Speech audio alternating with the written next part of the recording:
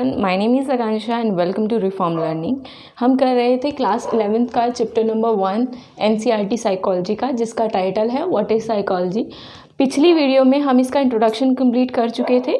इस वीडियो में हम पढ़ेंगे नेक्स्ट टॉपिक इसी चैप्टर का, जो कि है psychology as a discipline. Psychology as a discipline की अगर मैं बात करूं, उससे पहले इसकी हम डेफिनेशन जो पिछले क्लास में हम कर चुके थे उसको एक बार रिवाइज कर लेते हैं। That what is psychology. Psychology हमने पढ़ा था that psychology is a science that study mental process, experience and behaviour. ठीक है, अब हम बात करेंगे साइकोलॉजी एज अ डिसिप्लिन, यानी कि साइकोलॉजी एज अ सब्जेक्ट।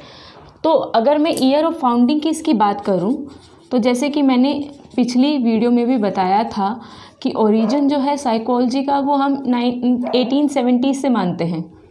ठीक है, और एज अ सब्जेक्ट की अगर मैं बात करूं तो इसका ईयर ऑफ फाउंडिंग माना जाता है 1879।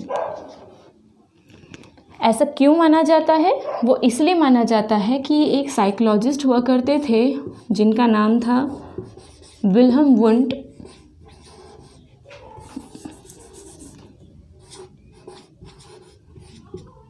इन्होंने क्या किया था, इन्होंने जर्मनी में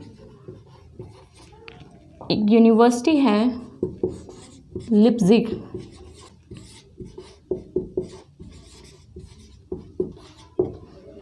वर्ल्ड की फर्स्ट साइकोलॉजिकल लैब को इस्टेब्लिश किया था, जो कि एक माइलस्टोन माना जाता है साइकोलॉजी में। इसीलिए as a discipline, as a subject की अगर मैं बात करूं तो साइकोलॉजी का ईयर ऑफ फाउंडिंग क्या माना जाता है? 1879 माना जाता है। तो अब अगर हम बात कर रहे हैं साइकोलॉजी की कैटेगराइजेशन की, तो साइकोलॉजी को सोशल साइंस के अंडर कैटेगराइज किया जाता है। इसकी वजह ये है क्योंकि साइकोलॉजी को मैंने पिछली वीडियोज़ में भी बताया था कि psychology is a study of behaviour, ये कहा जाता है। तो बिहेवियर जो है वो एक सामाजिक चीज़ है, इसी वजह से उसको साइकोलॉजी को एज अ सोशल साइंस के अंदर भी साइकोलॉजी को कैटेगराइज किया जाता है, सोशल साइंस के अंडर कैटेगराइज किया जाता है। अब ऐसा नहीं है कि साइकोलॉजी, मैंने बोला था कि लोगस लगा है तो मतलब साइंस, ऑब्वियसली साइंस भी है इसमें। तो हम अगर देखें तो साइंस के अंडर भी साइकोलॉजी को काफ़ी पढ़ा जाता है। काफ़ी सारी यूनिवर्सिटीज़ हैं out of India, even in India, जहाँ पर साइकोलॉजी को एज अ ग्रेजुएट लेवल या पोस्ट ग्रेजुएट लेवल पर साइंस के अंडर पढ़ाया जाता है। अब अगर मैं इसी तरीके से बात करूँ साइंस के ब्रांचेस के बारे में, तो न्यूरो साइंस जो है,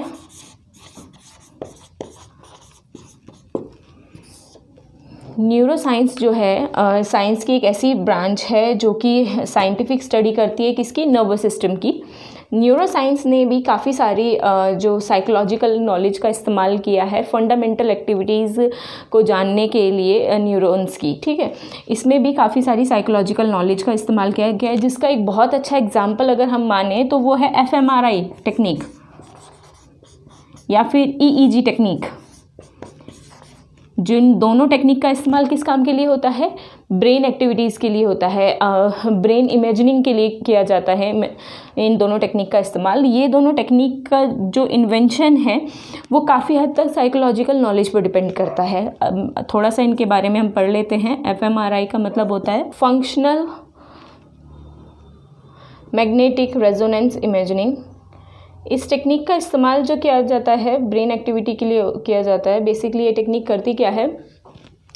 ये टेक्निक क्या करती है कि ये ब्रेन में जो होता है ब्लड फ्लो, उसको डिटेक्ट करती है, और ब्लड फ्लो के डिटेक्शन से ये पता लगाती है कि ब्रेन का हिस्से जो हैं, जो अलग अलग पार्ट्स हैं ब्रेन के, वो ठीक से काम कर रहे हैं नहीं कर रहे हैं। ठीक है, कैसे होता है ये? असल में क्या होता है कि हमारा जो ब्रेन है, जब भी उसका कोई एक पर्टिकुलर हिस्सा काम करता है तो उस पर्टिकुलर हिस्से में ब्लड फ्लो जो है वो ज़्यादा होता है।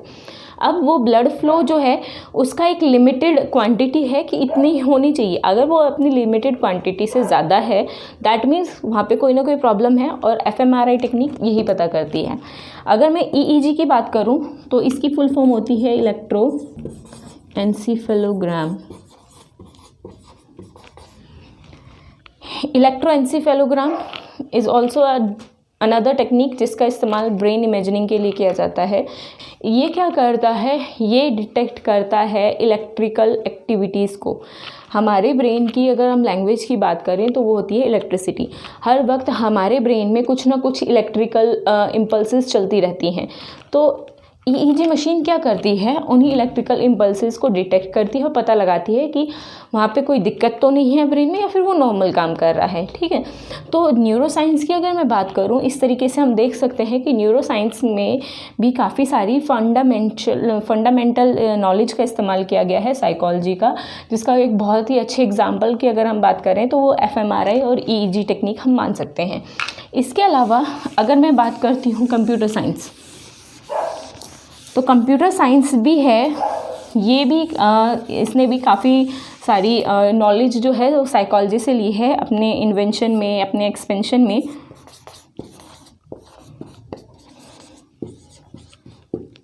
कंप्यूटर साइंस क्या करता है, साइकोलॉजिकल नॉलेज का इस्तेमाल करता है कॉग्निटिव प्रोसेस में। ठीक है, कॉग्निटिव प्रोसेस में मतलब, कॉग्निटिव प्रोसेस से मतलब क्या है,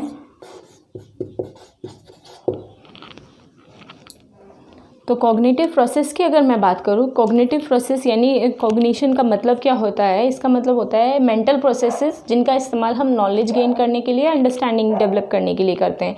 फॉर एग्जांपल अगर मैं बात करूँ तो इसके अंदर आ जाती है प्लानिंग, ठीक है, इमेजिनिंग,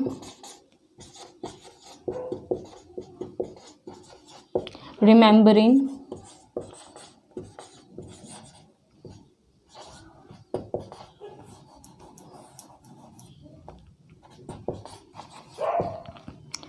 ठीक है, लैंग्वेज,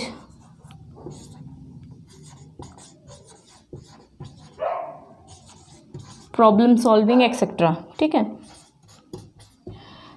तो कॉग्निटिव प्रोसेस जो होती हैं उनका मतलब होता है मेंटल प्रोसेस, वो mental process to gain knowledge and understanding. For example planning, imagining, remembering and language. तो कंप्यूटर साइंस ने क्या करा है, कंप्यूटर साइंस ने साइकोलॉजिकल नॉलेज का इस्तेमाल किया है कॉग्निटिव प्रोसेस में। ठीक है, और इस कॉग्निटिव प्रोसेस का जो बहुत अच्छा एग्जांपल हमें कंप्यूटर साइंस में मिलता है वो क्या मिलती है, एआई, यानी कि आर्टिफिशियल इंटेलिजेंस। आर्टिफिशियल इंटेलिजेंस जो है वो किसका एक तरीके से एग्जाम्पल है, वो कॉग्निटिव प्रोसेस का एग्जाम्पल है, साइकोलॉजिकल नॉलेज का एक कॉग्निटिव प्रोसेस का एग्जाम्पल है आर्टिफिशियल इंटेलिजेंस, जो आजकल काफ़ी ज़्यादा यूज़ की जा रही है। आर्टिफिशियल इंटेलिजेंस है क्या असल में, आर्टिफिशियल इंटेलिजेंस यानी कि एक ऐसी टेक्निक जिसके ज़रिए जो रोबोट्स जो हैं या मशीन भी जो हैं वो इंसानों की तरह खुद डिसीज़न ले सकें। ठीक है, तो इसका जो आर्टिफिशियल इंटेलिजेंस है वो भी एक तरीके से साइकोलॉजिकल नॉलेज का एक वरदान बोल सकते हैं, एक इन्वेंशन या उसके फंडामेंटल जो नॉलेज है उस पर बेस्ड है। ठीक है, तो इस तरीके से अगर हम बात करें तो साइंस में भी काफ़ी सारी जो फंडामेंटल नॉलेज कह लीजिए वो किसकी देन है, साइकोलॉजी की है। तो साइकोलॉजी को हम सिर्फ यही नहीं बोल सकते कि वो सिर्फ सोशल साइंस का ही पार्ट है, वो साइंस का भी पार्ट है। बट एक्चुअली ये जो क्वेश्चन है ये थोड़ा डिबेटेबल है, इसका अभी तक प्रॉपर कोई रिजल्ट निकला नहीं है। फ़िलहाल आपकी एनसीईआरटी में जो इसको दिया गया है वो यही दिया गया है कि हम साइकोलॉजी को as a social science categorize करते हैं। अब हम आगे अगर बढ़ते हैं तो मैं आपको बता दूं, इसको रफ कर देते हैं पहले। अच्छा, आज के कॉन्टेक्स्ट में अगर मैं बात करूं तो साइकोलॉजी जो है वो दो तरीके से काम करती है, जो कि आपके एनसीईआरटी में जिसको बोला गया है that psychology has two parallel streams.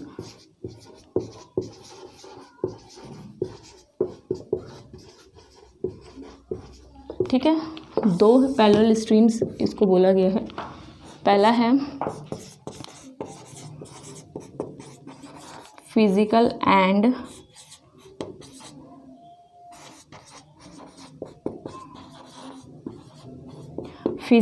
Biological science और दूसरा है सोशल एंड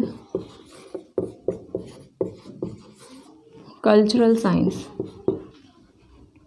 ठीक है, टुडेज़ कॉन्टेक्स्ट की अगर मैं बात करूँ तो साइकोलॉजी को दो तरीके से हम पढ़ते हैं, पहला फिजिकल और बायोलॉजिकल साइंस के तौर पर, और एक दूसरा सोशल एंड कल्चरल साइंस के तौर पर। फिज़िकल और बायोलॉजिकल जो साइंस स्ट्रीम है साइकोलॉजी की, वो लोग क्या बात करते हैं, उनका मानना है कि हर एक बिहेवियर जो भी इंसान करता है उसके पीछे एक कोई ना कोई कॉज ज़रूर होता है, कोई ना कोई कारण ज़रूर होता है, और अगर हम उस कारण का पता लगा लें तो हम इंसान के बिहेवियर को आसानी से मॉडिफाई कर सकते हैं, ठीक है। बट पता कैसे लगाएंगे हम उसे पता लगाने के लिए जो फिज़िकल और बायोलॉजिकल साइंस क्या करती है, उनका मानना है कि अगर हम सिस्टमैटिक तरीके से डाटा को कलेक्ट करें, वो भी एक कंट्रोल कंडीशन में, तो हम क्या कर सकते हैं, ईज़िली बिहेवियर को एक्सप्लेन कर सकते हैं और उसको मॉडिफाई कर सकते हैं। जबकि जो सोशल और कल्चरल साइंस है, वो लोग बिहेवियर का एक्सप्लेनेशन किस में करते हैं, उन लोगों का मानना है कि बिहेवियर को इजीली एक्सप्लेन किया जा सकता है अगर आप इंसान का उसके सोशल कल्चरल एनवायरनमेंट के साथ जो इंटरेक्शन है उसको अगर आप देखें या उसको अगर आप ऑब्जर्व करें, उसकी स्टडी करें, तो आप इजीली उसके बिहेवियर को भी एक्सप्लेन कर सकते हैं। तो इस तरीके से आज की वीडियो में मैंने बात करी है साइकोलॉजी एज अ डिसिप्लिन की। ये टॉपिक आज की वीडियो में कंप्लीट हो चुका है।